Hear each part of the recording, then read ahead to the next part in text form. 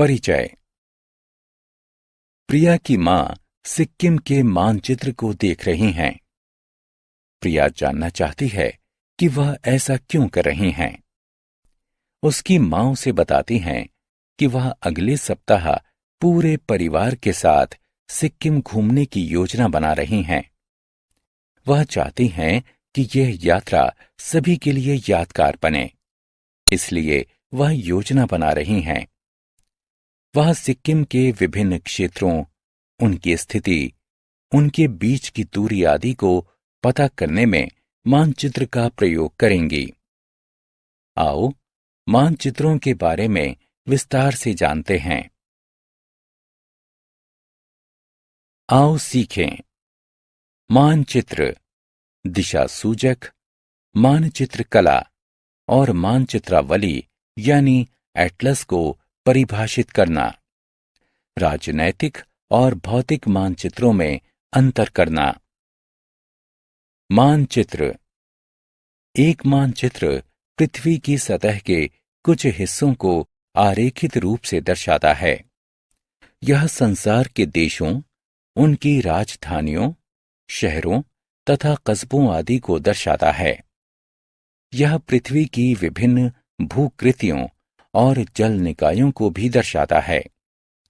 मानचित्रों में नदियों और पहाड़ों को दर्शाने के लिए चित्रों तथा संकेतों का प्रयोग किया जाता है। ये चित्र और संकेत प्रतीक कहलाते हैं। कुछ साधारण प्रतीक जो कि मानचित्रों में प्रयोग किए जाते हैं निम्न हैं। सड़कों को दर्शाने के लिए काली रेखाएं, नदियों के लिए नीली रेखाएं, मैदानों के लिए हरा रंग, मुख्य आवासों के लिए बिंदु, दमकल केंद्रों यानी फायर स्टेशनों के लिए अग्निशमकों यानी फायरमैन की टोपी। चुंबकीय दिशा सूचक यानी कंपास। चुंबकीय दिशा सूचक एक साधारण यंत्र है जो कि हमें किसी स्थान की स्थिति बताने में सहायता करता है। इसमें एक लंबी सुई होती है। सुई के एक भाग पर एन का निशान होता है जो कि उत्तर दिशा को दर्शाता है। इससे कोई फर्क नहीं पड़ता है कि आप पृथ्वी पर कहां हैं। चुंबकीय दिशा सूचक की सुई हमेशा उत्तर दिशा को ही दर्शाएगी।